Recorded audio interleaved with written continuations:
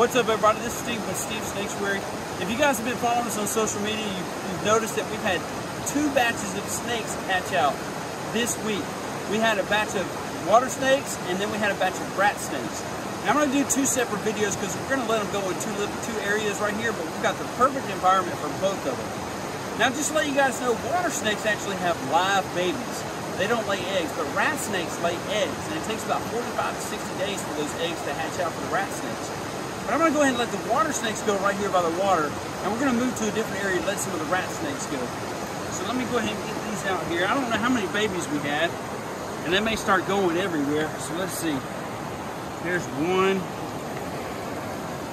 Here's 2.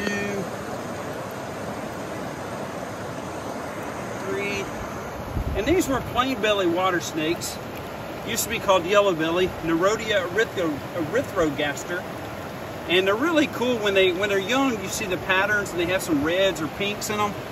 And as they get older, they start to lose that, and they start to turn like an army green color. And I lost count. What was that, 3 or 4? Maybe that's 4 or 5. And let's see, 6 and 7. I think that was 7 if I counted correctly. Like I said, I'm gonna pull this one out and show you guys. So they have those bright pinks or red or oranges on their sides, and they start to lose those patterns, and they turn like a dull army green color as they get older. But these are really cool. Like I said, these are plain belly. They used to be called the yellow belly water snakes, and they're non-venomous. And here's, if you notice on the side right here, those vertical lines, those vertical patterns on their jaw, those are called labial patterns.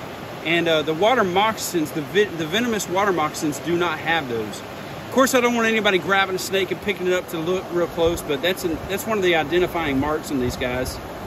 And these are really, really cool. They eat fish and frogs and things like that. So this is the perfect environment for them.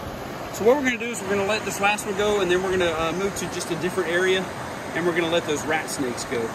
Pretty cool. See you guys in a minute. All right, we're back. We let the water snakes go closer to the water, and we're gonna let all these rat snakes go closer to this big open field, and there's a bunch of woods over there, but they're close enough to the water if they want to get by the water. I held some of these rat snakes back because they had different patterns on them. Some of them had stripes, and I thought that was really cool, so I held some of them back, so I didn't bring all the little babies with me. And like I mentioned earlier, rat snakes actually lay eggs, but the water snakes give live birth. And so these guys all, oh, there, one's already going, So I'm gonna let these guys go a little bit closer to the field and a little bit closer to those woods over there. Let's see, that was 2. Here, buddy. Oh, there's 3. There goes 3. Go that way, buddy. There's 4.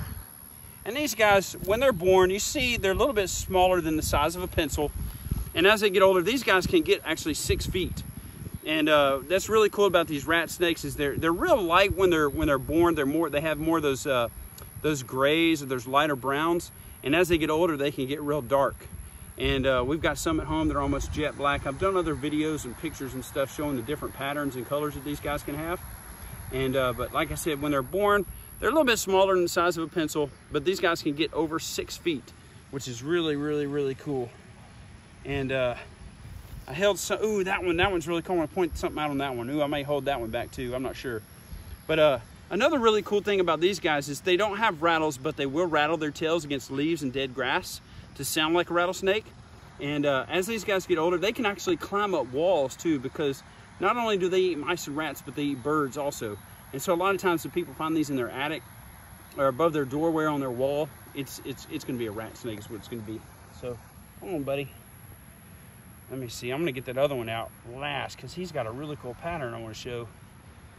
Ooh, I'm tempted to hold that one back. I'm tempted to hold that one back right here.